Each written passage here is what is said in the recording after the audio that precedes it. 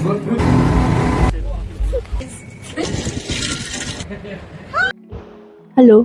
Hello, ending of my breast feeding journey. तो ये होगा मेरा आज का वीडियो। हेलो दोस्तों, welcome back to my channel. मैंने ये डिसाइड किया हुआ था कि मैं एटलीस्ट 1 साल तक तो ब्रेस्ट फीडिंग करूँगी। मेरी लाइफस्टाइल को सूट कर रहा होगा और बच्चा भी अगर बिना किसी प्रॉब्लम के, और मेरे लिए थोड़ा सा अनकंफर्टेबल था क्योंकि हम इतना ट्रैवल करते हैं, तो ट्रैवलिंग के टाइम पे no doubt this is the best method. इससे ज़्यादा अच्छा कुछ नहीं हो सकता। आपको बॉटल्स क्लीन करना और सैनिटाइज़ करना, इन सब से बच के आप चुपचाप अपना ब्रेस्ट फीडिंग कर सकते हो बच्चे को। लेकिन 1 साल के बाद में मुझे थोड़ा सा डिस्कम्फर्ट होना शुरू हो गया, ज़्यादा पेनफुल होने लग गया। जो बच्चा था उसकी भी टीदिंग शुरू हो जाती है। जो सबसे मेजर कंसर्न था वो ये था कि बच्चे को 6 महीने से उनकी एटलीस्ट 40-50% वो सॉलिड फूड पे आ जाए और 50% वो ब्रेस्ट फीडिंग पे ही रहे। एटलीस्ट उसे एक टेस्ट मिल जाए सॉलिड फूड का। ताकि तो आई थिंक मेरा 50% काम तो मैंने वहीं पे कर दिया था। जब बच्चा 1 साल का हुआ तो मैंने 1 साल से लेके और 1 साल 3 महीने तक मैंने उसको धीरे धीरे 90% पे लाके छोड़ दिया। और जब वो 1 साल और 3 महीने का था तब मैंने अपने बेबी की जो ब्रेस्ट फीडिंग होती है डे टाइम में, मैंने वो छुड़वा दी। सिर्फ़ और सिर्फ सोने से पहले का जो ब्रेस्ट फीडिंग होता है वो मैं नहीं छुड़वा पा रही थी। और यहाँ से शुरू होती है मेरी असली एंजाइटी। क्योंकि क्या होता है कि जिस दिन से मैंने अपनी ब्रेस्ट फीडिंग जर्नी शुरू करी थी, ये इतना एडिक्टिव होता है बच्चों के लिए, वो इसके बिना रह नहीं सकते। मेरा सबसे बड़ा कंसर्न ये था, मेरी सबसे बड़ी एंजाइटी इस बात की थी कि मैं इसको कैसे छुड़वाऊँगी। क्योंकि ये बच्चा तो it's like everything for him. उसके लिए मेरा दूध ही सब कुछ है। बस उसे मम्मी चाहिए, दूध चाहिए, मम्मी चाहिए, दूध चाहिए। तो आई थिंक उस साइकिल से निकलने के लिए आपको एक पुश थ्रू स्टेज पे लाके छोड़ना पड़ता है बच्चे को। तो बहुत सारे अलग अलग तरीके होते हैं वीनिंग ऑफ करवाने के लिए। जैसे कुछ लोग सडनली छोड़ देते हैं, या फिर उसे बॉटल पे ट्रांसफ़र कर देते हैं बच्चे को, और या फिर सॉलिड फूड बढ़ा देते हैं 3-4 दिन वाला, जिसके अंदर आपको बच्चे को रात को रोने देना होता है और 3 दिन बाद वो अपने आप रोते रोते सो जाता है और फिर उसको दूध की ज़रूरत महसूस नहीं होती। या फिर आप उसे रात को पानी ऑफ़र कर सकते हो बजाय दूध के, या फिर आप उसके लिए कुछ सॉलिड फूड बना के रख सकते हो रात को। मेथड है। लेकिन मुझे जो सबसे ईज़ी और सबसे नेचुरल जो प्रोसेस लगा वो ये है कि आप बच्चे को यूज़ टू होने दो इस ट्रांजिशन के। मगरी का लोरी गा दो, कुछ भी कर दो, लेकिन उसे ऐसा लगना चाहिए कि अब इतनी आसानी से मुझे दूध नहीं मिलता जितना पहले मिल जाता था। मैं रोता था, मुझे दूध मिल जाता था। अब मैं अगर रोता हूँ तो मुझे दूध नहीं मिलता। 15 मंथ्स का हुआ, दूध की रिक्वायरमेंट ही महसूस नहीं हुई। उसे इतना हेवी लंच करवाया कि वो इतने हेवी लंच के बाद वो खुद ही सो गया।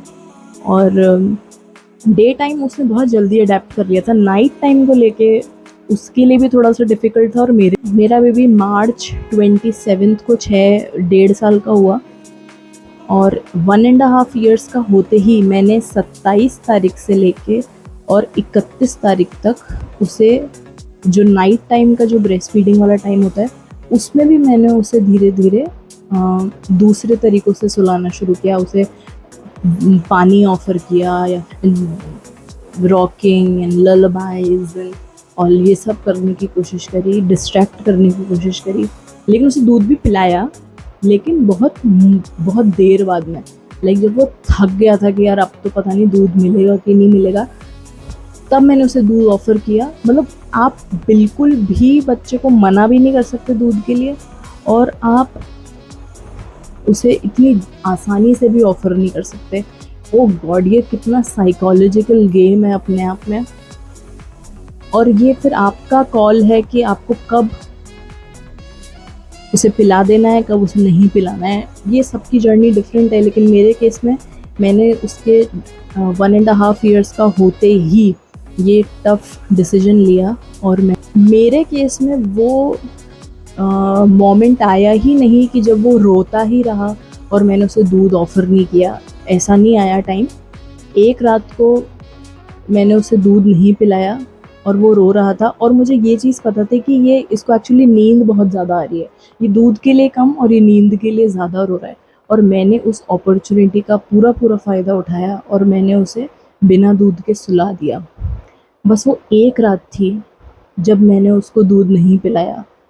मतलब मैंने इमेजिन भी नहीं किया था कि जिस चीज़ को लेके मैं इतना डर रही थी वो इतनी ईज़ी हो सकती है। लाइक अगले दिन से तो उसने माँगा भी नहीं दूध, और ना मैंने दिया, और स्मूथली। आई थिंक इसका सबसे बड़ा रीज़न ये है कि मेरा मेरा जो ट्रांज़िशन था 6 मंथ से लेके 1.5 ईयर्स तक का, वो 1 साल का जो ट्रांज़िशन था, आई थिंक एक तो वो काम आ गया।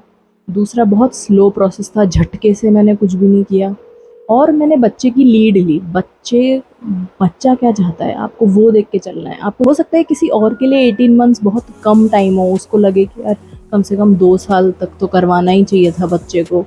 ये सब्जेक्टिव टॉपिक है। आपको कैसे पता चलेगा कि आपको अब नहीं करवाना? उसका सबसे बड़ा जो प्रूफ है वो ये है कि चीज़ें आपके लिए अनकंफर्टेबल होने लगेगी। You are not enjoying the process. चाहे एक्चुअली भूख के लिए दूध नहीं पी रहा, अब वो इमोशनल कनेक्शन के लिए दूध पी रहा है, या फिर वो सिर्फ उसको नींद आनी चाहिए इसलिए वो दूध पी रहा है। उसे बस ये फील करना है कि मम्मी पास में है तो इसलिए वो दूध पी रहा है। दूसरी सबसे इम्पॉर्टेंट टिप, आपको अपने फैमिली में एक ऐसा मेंबर चूज़ करना है जिसके पास में बच्चा कंफर्टेबल है, जिसके पास में बच्चा जाके सो जाता है। या आपको एक ऐसा मेंबर चूज़ करना है फैमिली से जो आपके साथ रहता हो, आपके साथ अवेलेबल हो, जो आपके स्ट्रगल के अंदर शामिल हो। अब जैसे मेरे केस में मैंने अपने हस्बैंड को चूज़ किया। बच्चा है वो 5 मिनट में सो जाता था सिर्फ, और मेरे साथ में बच्चा बहुत टाइम लगाता था सोने में। आई थिंक ज़्यादा मुश्किल था बच्चे को सुलाते रहने के लिए, उसे दूध पिलाते रहना, और अगर दूध नहीं पिलाया तो फिर बच्चा गुस्सा हो जाता था। नंबर 3 सबसे इम्पोर्टेंट, आपको एक लिस्ट ऑफ डिस्ट्रैक्शंस बनाना पड़ेगा। मेरे केस में जो सबसे पहला डिस्ट्रैक्शन हो सकता था वो ये होता था किसी और को दे देना और फिर वो बच्चा सुला दे। आप बच्चे को नज़र ही मत आओ, वो आपको देखेगा ही नहीं तो वो रोएगा ही नहीं। ये था कि मैं उसको पानी पिला दूँ, या फिर मैं उसे कुछ और खिला दूँ, या फिर मैं उसे हैवी डिनर करवा के सुलाऊँ ताकि वो, और या फिर जस्ट सोने से पहले उसे थोड़ा सा एक सेरेलैक काइंड ऑफ कुछ मील दे दूँ। स्लो म्यूज़िक, रिलैक्सिंग म्यूज़िक सुनाने से भी कभी कभी बच्चे सो जाते हैं। मम्मी तुम्हारे पास में है, तुम्हें दूध की ज़रूरत नहीं है, तुम्हें कडल्स की ज़रूरत है। तो आई थिंक आपको रेजिस्टेंस के लिए तैयार रहना पड़ेगा। बच्चे रेजिस्ट करेंगे बहुत, आपको पुश थ्रू करना पड़ेगा। आप कोशिश करो, आज अगर आपने आधे घंटे तक पुश थ्रू किया तो कल 1 घंटे तक पुश थ्रू करना। आई रियली होप कि ये वीडियो आपके लिए हेल्पफुल होगा, उन सारी मॉम्स के लिए जो ब्रेस्ट फीडिंग को वीन ऑफ करवाने की कोशिश कर रही हैं।